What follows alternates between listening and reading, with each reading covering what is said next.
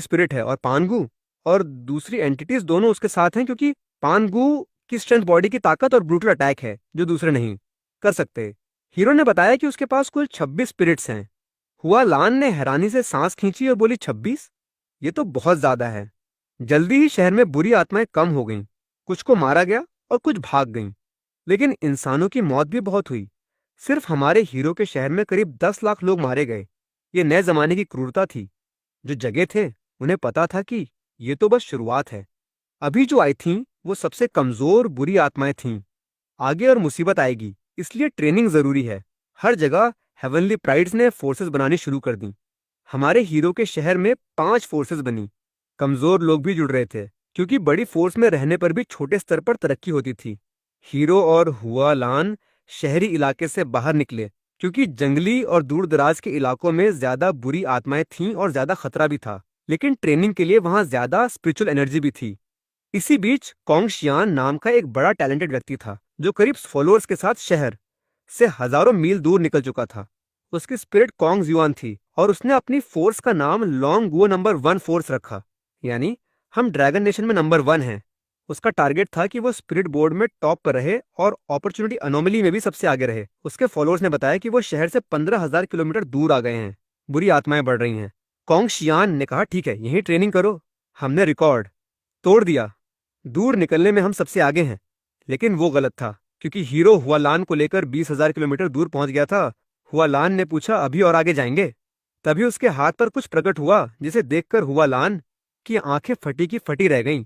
उसके दाहिने हाथ पर एक बड़ी सुनहरी घंटी यानी बेल चमक रही थी, जो इतनी ताकतवर थी कि आसपास बुरी आत्माएं पागलों की तरह भाग रही थीं। हुआलान थरथरा गई, क्या ये वो है जो मैं सोच रही हूँ? हीरो ने कहा, ये डोंग हुआंग ताई यी का लाइफ ट्रेजर है। हुनदुनजोंग, जो 3 महान इनेट ट्रेजर्स में से एक है। उसकी मौजूदा ताकत से किसी भी स्पिरिट को सीधे बुलाना मुमकिन नहीं था, क्योंकि उसकी सभी 26 स्पिरिट्स एक्सट्रीमली पावरफुल थीं। लेकिन उनके हथियार वो यूज कर सकता था। हालांकि हथियार की असली ताकत तो नहीं निकाल सकता था, लेकिन इस शुरुआती दौर में भी ये काफी था। हुनदुनजोंग ऑफेंस और डिफेंस दोनों में काम करता था, और इसकी वजह से लेवल 20 तक की बुरी आत्माएं 8 कदम के दायरे में भी नहीं आती थीं।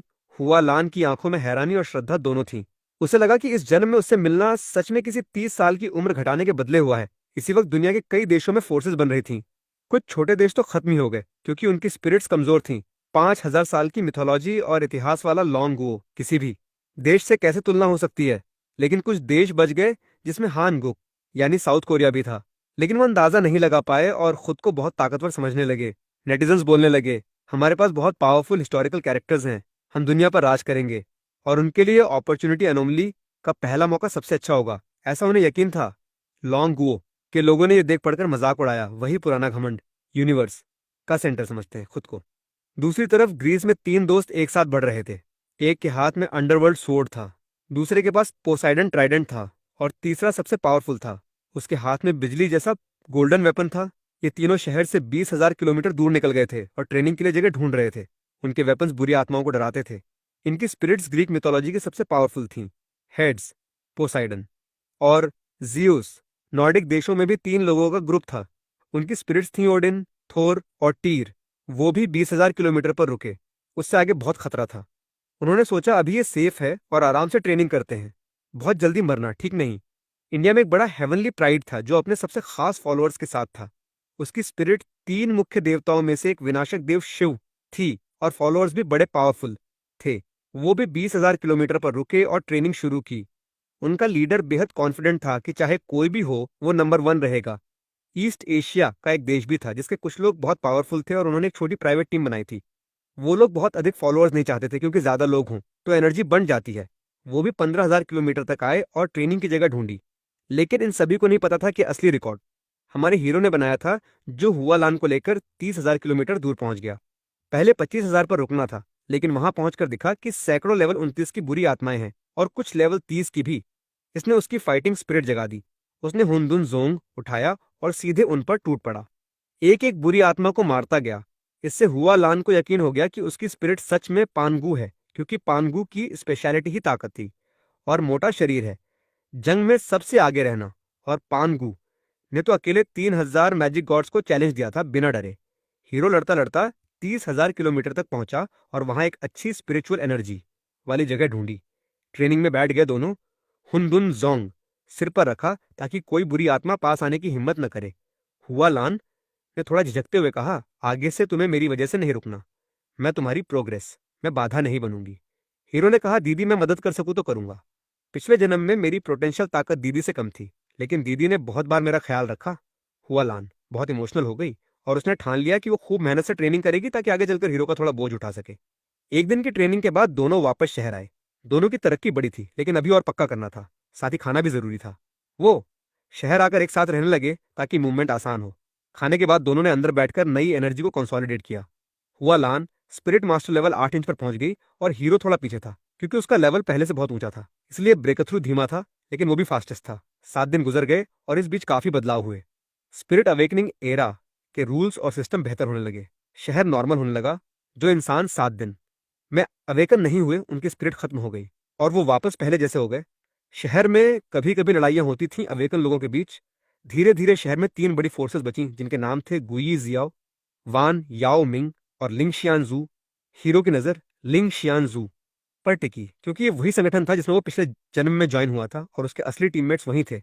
रात को एक शैडो घोस्ट चुपचाप आया, जिसका इरादा किसी अवेकन इंसान को खाकर ताकत बढ़ाना।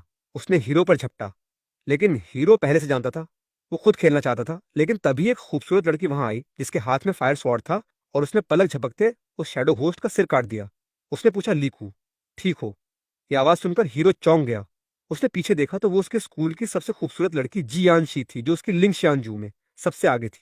पिछले जन्म में उसकी रैंकिंग तीसरी थी, दानजी दूसरी और लिंग शियानजू में पहले नंबर पर जियानशी ही थी। उसी की वजह से वो लिंग शियानजू ज्वाइन कर पाया था और वो साल भर उसकी जान बचाती रही। चौथे साल एक ऑपरेशन में यानशी की दुखद मौत हो गई थी और हीरो उस वक्त बहुत तड़पा था।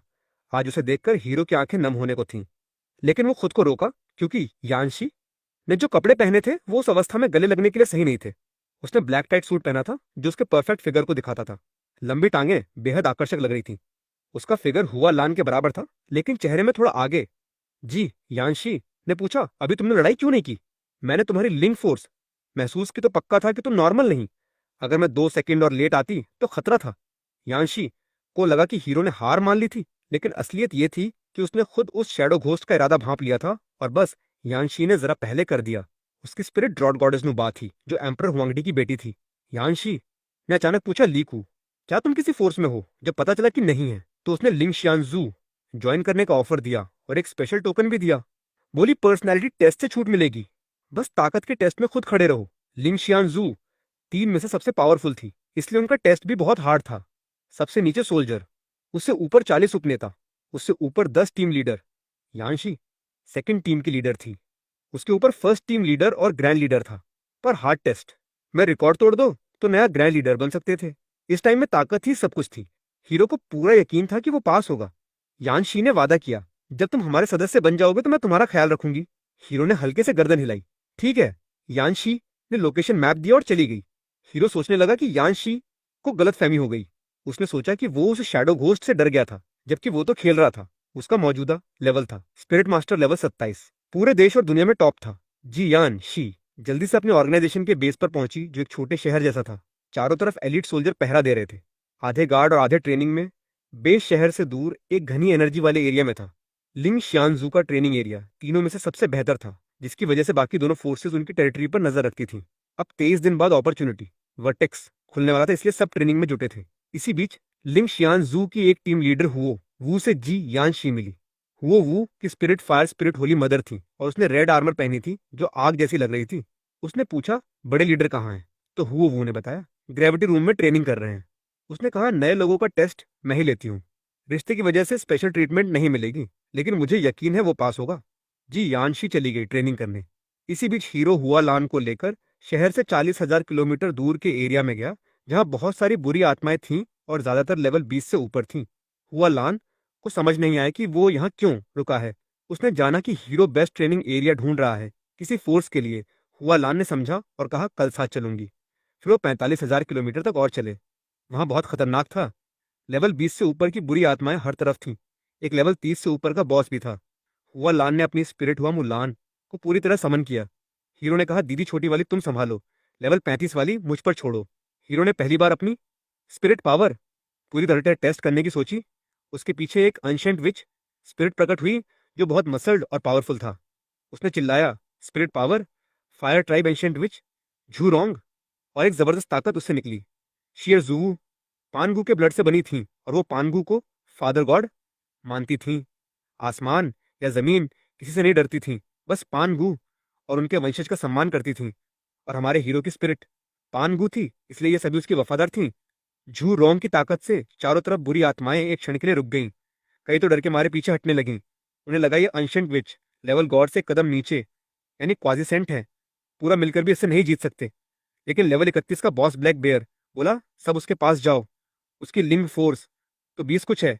मैं लेवल 31 हूं और डरने की जरूरत नहीं। ये सुनकर हुआ लान को गुस्सा आया और उसने हुआ मुलान के साथ उन पर धावा बोला। हीरो ने आगे बढ़ते हुए झुरोंग की फायर पावर से सैकड़ों बुरी आत्माओं को जला दिया। हुनदुनजोंग को ऊपर उड़ाया जिससे और बुरी आत्माएं बेहोश हो गईं। वो सीधे उस बॉस बियर की तरफ बढ़ा।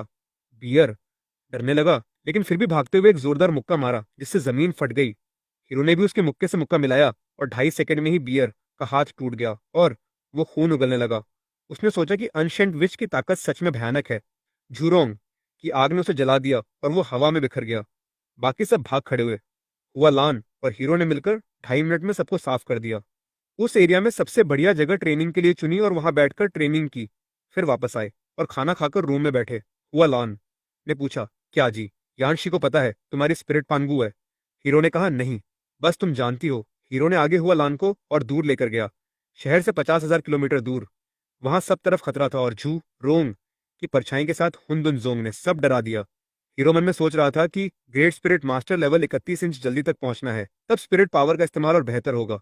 15 दिन में वो लेवल 31 तक पहुंच सकता था और अपॉर्चुनिटी अनोमली खुलने से पहले ये करना जरूरी।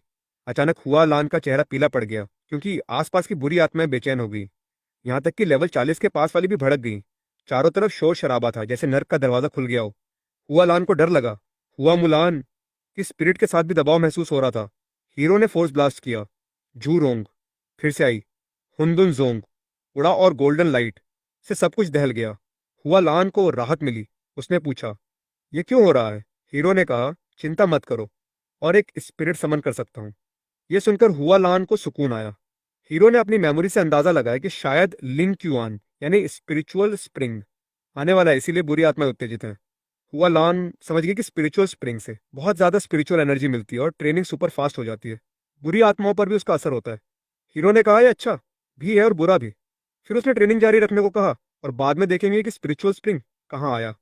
इसी वक्त लिंग शियान जू के बेस में सब उत्साहित हो गए क्योंकि उनके ही बेस में स्पिरिचुअल स्प्रिंग का एक आई यानी स्रोत दिख गया था। सब टीम लीडर्स और उपनेता दौड़ पड़े। हुओवू हैरान थी, स्पिरिचुअल स्प्रिंग यहाँ। एक अन्य टीम लीडर वेई फोंग ने कहा, अभी एनर्जी जमा हो रही है, थोड़ी देर में पानी बन जाएगा। लेकिन ये खुशी और मुसीबत दोनों है, जियांशी ने कहा। सही कहा। तभी 25 साल का एक मस्कुलर आदमी आया जिसकी आंखें बेहद तेज थीं। वो लिंग शियान जू का ग्रैंड लीडर था जो अभी मेडिटेशन रूम से निकला था। उसका नाम शिंग हुआन था और सब टीम लीडर्स ने एक साथ कहा, लीडर आए। उसकी स्पिरिट बैटल गॉड शिंगतियान थी और प्रीनेटल लेवल 10 फुल वाला था जो बेहद रेयर था। यही कारण था कि इतने पावरफुल लोगों में भी वो ग्रैंड लीडर बना। शिंग हुआन ने कहा, स्पिरिचुअल स्प्रिंग से फायदा तो होगा, लेकिन गुई जियाओ और वान याओ मिंग दोनों इसकी खबर मिलने पर हमला कर देंगे और बुरी आत्माओं का एक बड़ा दल भी आ सकता है। दोनों फोर्सेस पहले से ही हमारे खिलाफ मिली हुई हैं। वेई फोंग ने कहा, 3 में से हम सबसे ताकतवर हैं, लेकिन दोनों का मिला जुला अटैक झेलना आसान नहीं होगा। एक अन्य टीम लीडर लू किंग ने कहा,